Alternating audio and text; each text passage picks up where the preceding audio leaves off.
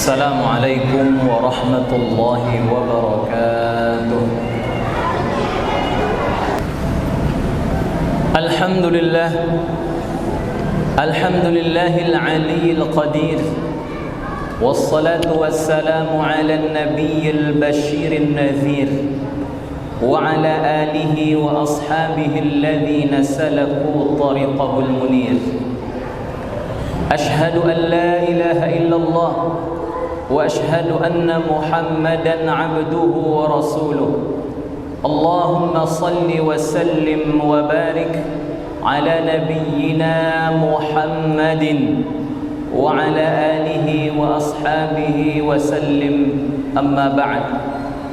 Faya ayyuhal hadirun, usikum wa nafsiyal khati'ah بتقوى الله فقد فاز المتقون. قال الله تعالى في القرآن الكريم: يا أيها الذين آمنوا اتقوا الله حق تقاته ولا تموتن إلا وأنتم مسلمون. وقال أيضا: يا أيها الذين آمنوا اتقوا الله وقولوا قولا سديدا يصلح لكم أعمالكم ويغفر لكم ذنوبكم ومن يطع الله ورسوله فقد فاز فوزا عظيما. إخوة الإيمان, sidang Jumat, ma'asyiral muslimin rahimakumullah. Tidak henti-hentinya khatib menghimbau, mengingatkan diri khatib sendiri dan seluruh jamaah semuanya untuk senantiasa meningkatkan iman dan takwanya kepada Allah Subhanahu wa ta'ala. Karena iman dan takwa ini merupakan sebaik-baik bekal kita menghadap Allah Subhanahu wa ta'ala. Kita berdoa semoga Allah Subhanahu wa ta'ala memberikan taufiknya kepada kita untuk dimampukan memperbanyak bekal takwa. Salawat dan salam untuk Nabi Muhammad sallallahu alaihi wasallam yang merupakan uswatun hasanah dalam kehidupan kita, fi aqidatihi, dalam aqidahnya. Aqidah Nabi adalah yang paling benar, aqidahnya yang paling lurus. Begitupun dengan ibadahnya, ibadahnya yang paling benar dan paling bersih. Begitupun dengan akhlaknya, akhlaknya yang paling mulia dan budi pekertinya yang paling luhur. Maka janji Allah bagi kita semua, siapapun di antara kita yang totalitas bersungguh-sungguh mengikuti petunjuk yang dibawa oleh Nabi Muhammad sallallahu alaihi wasallam, fala yadhillu wa la yashqa. Di dunia tidak akan tersesat dan di yaumil akhir nanti tidak akan celaka. Kita pun berdoa semoga kita mendapatkan petunjuk dari Allah, taufik dari Allah untuk istiqamah mengikuti Nabi Muhammad sallallahu alaihi wasallam dalam kehidupan kita ini. Ma'asyiral muslimin rahimakumullah. Masa muda adalah merupakan masa di mana manusia mendapatkan begitu banyak kelebihan dibandingkan masa yang lainnya. Masa muda adalah masa di mana manusia berada pada fase di mana ia berada pada titik puncaknya, puncak produktivitas, ma'asyiral muslimin, dan juga masa di mana ia memiliki akal dan pemikiran, di mana akal dan pemikirannya saat itu berada pada fase yang terbaik. Maka kita dapati, ma'asyiral muslimin yang dimuliakan Allah Subhanahu wa ta'ala, lintas zaman, generasi yang banyak memberikan dampak dalam kehidupan umat manusia ini adalah generasi muda. Dimulai pada masa nabi-nabi terdahulu. Kita ingat ma'asyiral muslimin dengan Nabiullah yang bernama Ibrahim alaihissalam. Ketika Nabi Ibrahim didakwah oleh umatnya saat itu, penguasa saat itu, bahwa yang menghancurkan berhala itu adalah seorang pemuda yang bernama Ibrahim. Maka Allah Subhanahu wa ta'ala menggambarkan peristiwa itu dan menggunakan redaksi fata yang artinya adalah pemuda. Begitupun ma'asyiral muslimin ketika Allah menggambarkan Nabi Yahya dalam Al-Quran, wa atainahul hukma, dan kami berikan kepadanya hikmah dan kebijaksanaan. Dan pada saat itu Nabi Yahya adalah seorang pemuda, dan bahkan digambarkan oleh Al-Quran ia adalah anak-anak. Begitupun dengan Ashabul Kahfi ma'asyiral muslimin. Allah gambarkan pula dalam Al-Quran itu mereka adalah para pemuda. Innahum fityah, di mana fityah ini humus syabab, bahwa fityah itu artinya adalah para pemuda. Dan seterusnya ma'asyiral muslimin yang dimuliakan Allah Subhanahu wa ta'ala. Pada masa Nabi Muhammad sallallahu alaihi wasallam disebutkan dalam sirah Nabi bahwa orang yang terbuka menerima dakwah itu adalah para pemuda. Orang yang cepat menerima panggilan dakwah itu adalah anak-anak muda. Maka di sana kita menemukan profil sahabat seperti Ali bin Abi Thalib radhiyallahu taala anhu. Maka kita pula menemukan sahabat seperti Ibnu Abbas, Mu'adz bin Jabal ma'asyiral muslimin, di mana semuanya itu mereka adalah para pemuda. Dan orang-orang yang siap berkorban, siap memberikan pengorbanan terbaik pada masa dakwah kala itu, kebanyakan adalah para pemuda ma'asyiral muslimin. Mereka yang siap menerima berbagai macam risiko dakwah kala itu adalah para pemuda. Dan kalau kita tarik pada masa kemerdekaan ma'asyiral muslimin, yang banyak memberikan sumbangsih itu, yang memberikan pengorbanan itu, di antara mereka itu adalah para pemuda. Sehingga berbagai macam peristiwa besar dalam kehidupan di dunia ini tidak bisa kita lepaskan daripada yang namanya generasi muda. Ma'asyiral muslimin yang dimuliakan Allah Subhanahu wa ta'ala, Allah gambarkan ma'asyiral muslimin, generasi muda ini adalah generasi di mana manusia ini berada pada fase yang sangat kuat, masa yang sangat kuat, di antara dua masa yang penuh dengan kelemahan. Ketika manusia baru dilahirkan, dia berada pada titik terlemah dalam kehidupannya. Kemudian ia menjadi kuat, dan masa inilah yang disebut dengan masa muda.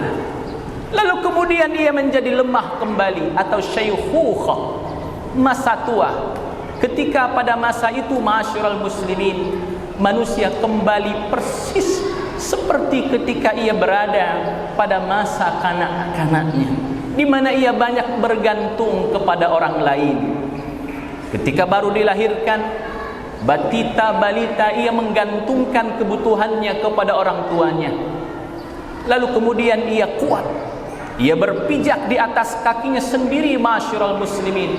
Kemudian tiba masa di mana ia kembali lemah, dan pada masa itu ia kembali menggantungkan hidupnya kepada orang-orang yang di sekitarnya.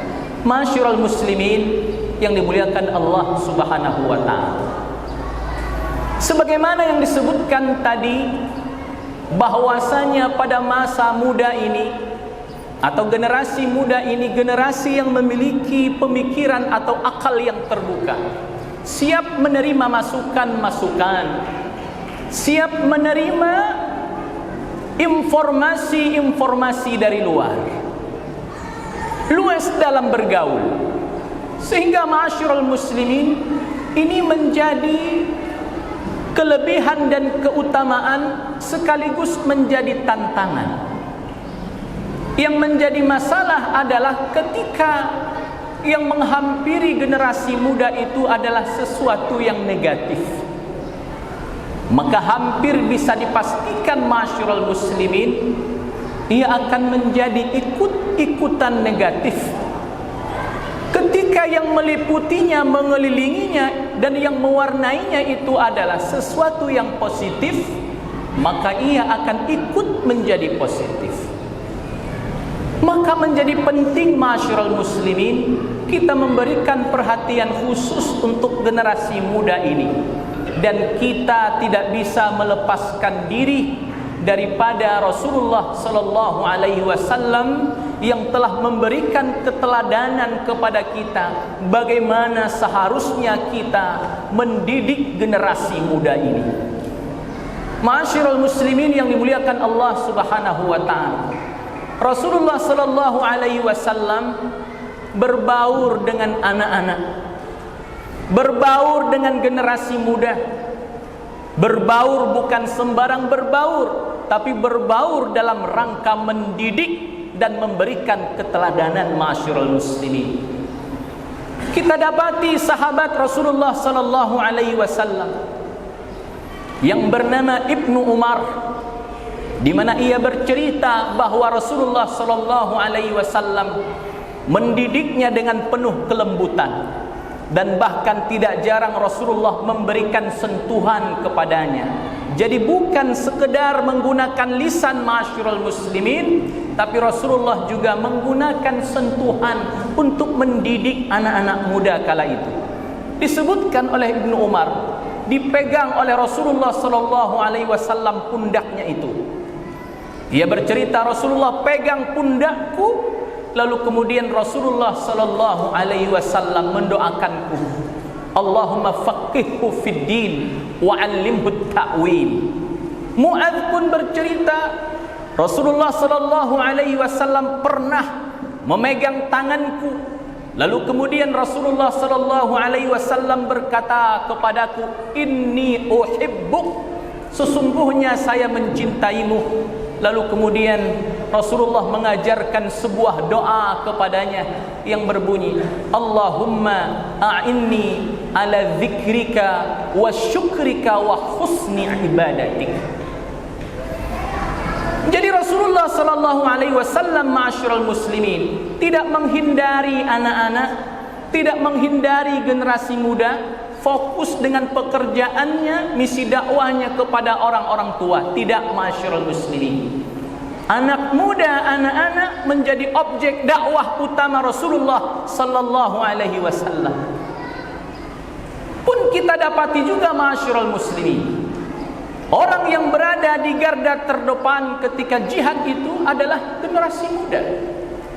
Siapa yang menggantikan tempat tidur Rasulullah sallallahu alaihi wasallam ketika kala itu Rasulullah diburu dari berbagai arah ma'asyiral muslimin? Siapa yang menggantikan Rasulullah tidur di tempatnya? Yang menggantikannya itu adalah Ali bin Abi Thalib. Saat itu dia lagi muda-mudanya. Ma'asyiral muslimin yang dimuliakan Allah Subhanahu wa taala, yang pertama kali ditekankan oleh Rasulullah sallallahu alaihi wasallam ketika mendidik generasi muda itu adalah pembelajaran akidah, gharsut tauhid fi nufusis syabab. Pelajaran tauhid, pendidikan tauhid kepada diri para pemuda itu. Maka kita temukan sabda Rasulullah sallallahu alaihi wasallam. Kita temukan sahabat bercerita. Ia bercerita, dulu saat kami masih muda, Rasulullah sallallahu alaihi wasallam mengajarkan kami maka yang pertama kali diajarkan kepada kami oleh Rasulullah sallallahu alaihi wasallam itu adalah al-iman. Tsummal Quran, baru kemudian kami belajar Quran. Ketika kemudian kami belajar Quran, maka kemudian bertambahlah keimanan kami. Jadi yang pertama kali ma'asyiral muslimin diperhatikan oleh Rasulullah sallallahu alaihi wasallam dalam diri anak-anak muda itu adalah pendidikan tauhid. Dan ini Rasulullah mengikuti nabi-nabi terdahulu yang juga melakukan hal yang sama, pendidikan tauhid untuk anak-anak muda. Pendidikan tauhid untuk anak-anaknya. Kita dapati Nabi Yakub ketika menjelang mangkat wafatnya ma'asyiral muslimin, ia berpesan kepada anak-anaknya, bertanya kepada anak-anaknya, ma ta'buduna min ba'di, apa yang akan kalian sembah sepeninggalku nanti, bukan ma ta'kuluna min ba'di. Nabi Yakub tidak mengkhawatirkan ekonomi anak-anaknya, tapi yang paling ia khawatirkan itu adalah akidah daripada anak-anaknya itu sendiri. Dan ini perhatian yang juga dilakukan oleh Rasulullah kepada para sahabatnya. Luqmanul Hakim juga berpesan kepada anaknya, mengingatkan anaknya, ya bunayya la tusyrik billah, wahai anakku, jangan kau menyekutukan Allah. Dan ini ma'asyiral muslimin, pendidikan akidah, dan ini pondasi utama dalam kehidupan kita di muka bumi ini. Maka dapat kita pastikan orang-orang yang memiliki pondasi akidah yang kuat, maka ia akan memiliki akhlak yang baik. Orang-orang yang memiliki pondasi akidah yang kuat, ia akan memiliki ibadah yang baik. Maka hampir bisa dipastikan orang yang akhlaknya tidak baik, ibadahnya tidak baik, hampir bisa dipastikan penyebabnya adalah pondasi akidahnya itu yang lemah. Orang yang pondasi akidahnya yang lemah, ma'asyiral muslimin, dia tidak memiliki muraqabatullah, tidak merasa diawasi oleh Allah Subhanahu wa ta'ala. Tetapi orang yang memiliki pondasi akidah yang kuat, dimanapun ia berada, kapanpun itu, ia merasa selalu diawasi oleh Allah, sehingga ia hati-hati, takut untuk bermaksiat kepada Allah. Di tempat kerja ia tidak berani korupsi, ma'asyiral muslimin. Dimanapun ia berada, ia akan menjadi pribadi yang amanah sebagai seorang hamba Allah Subhanahu wa ta'ala. Ini yang ditanamkan oleh Rasulullah sallallahu alaihi wasallam kepada generasi muda, pondasi akidah sebelum pendidikan yang lain. Kemudian ibadah, ma'asyiral muslimin. Rasulullah sallallahu alaihi wasallam tekankan juga ini, ajarkan juga hal ini kepada generasi muda. Dan ini nasihat untuk setiap orang tua. Muru auladakum bis shalah, perintahkan anakmu untuk salat. Dan saat itu ia berumur 7 tahun. Ketika 10 tahun baru menggunakan pukulan, ma'asyiral muslimin. Dan Rasulullah sallallahu alaihi wasallam memerintahkan saat itu pisahkan tempat tidurnya. Dan ini, ma'asyiral muslimin, merupakan perhatian khusus dari Rasulullah dalam aspek ibadah terhadap generasi muda.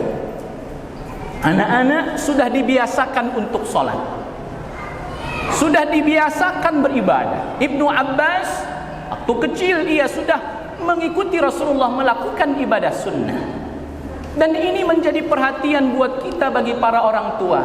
Ajarkan anak-anak kita untuk mulai terbiasa beribadah mulai sejak dini, ma'asyiral muslimin.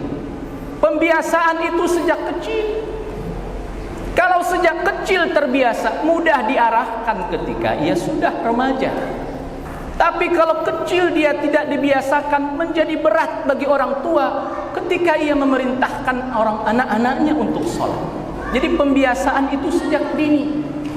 Dan jangan lupa, ma'asyiral muslimin, berikan keteladanan kepada anak-anak kita sebagaimana Rasulullah memberikan keteladanan. Sebelum Rasulullah memerintahkan, ia yang pertama kali mencontohkan terlebih dahulu. Bisa jadi, ma'asyiral muslimin, tantangan yang kita hadapi saat ini susah menyuruh anak-anak kita sholat berjamaah. kesulitan kita untuk mengajak anak-anak kita melakukan ibadah sunnah dikarenakan kita sebagai orang tua belum memberikan contoh terbaik dalam hal itu. Dan yang terakhir, ma'asyiral muslimin yang dimuliakan Allah Subhanahu wa taala, memberikan pendidikan kepada anak-anak kita, generasi muda kita, dengan memberikan keteladanan kepada mereka dalam berbagai aspek kehidupan yang ada. Dalam ibadah berikan keteladanan, dalam muamalah berikan keteladanan, dalam hal apapun ma'asyiral muslimin berikan keteladanan kepada anak-anak kita, generasi muda kita. Sebelum kita meminta mereka melakukan sesuatu, kita yang mencontohkan kepada mereka terlebih dahulu dalam melakukan sesuatu itu. Yakin insyaallah perubahan itu akan kita dapatkan sebagaimana Rasulullah sallallahu alaihi wasallam telah melakukan hal itu kepada diri para sahabat. Demikianlah ma'asyiral muslimin yang dimuliakan Allah Subhanahu wa taala, keteladanan yang diberikan oleh Rasulullah sallallahu alaihi wasallam dalam mendidik generasi muda. Dan terakhir ditutup dengan sebuah riwayat, sebuah hadis di mana Rasulullah sallallahu alaihi wasallam menyebutkan dalam sebuah riwayat 7 orang yang di yaumil akhir nanti mendapatkan naungan dari Allah Subhanahu wa taala. Satu di antaranya itu adalah syabun nasha'a wa nabata fi ibadatillah, yaitu pemuda yang tumbuhnya, kembangnya itu dalam ketaatan kepada Allah Subhanahu wa taala. Mari ma'asyiral muslimin, kita didik anak-anak kita, generasi muda kita dengan pendidikan yang terbaik. Kita ciptakan untuk mereka lingkungan terbaik, kita biasakan dengan amaliyah yang terbaik. Mudah-mudahan kelak mereka menjadi pemimpin di masa mendatang. Hadanallahu wa iyyakum ajmain. Aqulu qawli hadza wa astaghfirullah li wa lakum. أقول قولي هذا وأستغفر الله لي ولكم إنه هو الغفور الرحيم.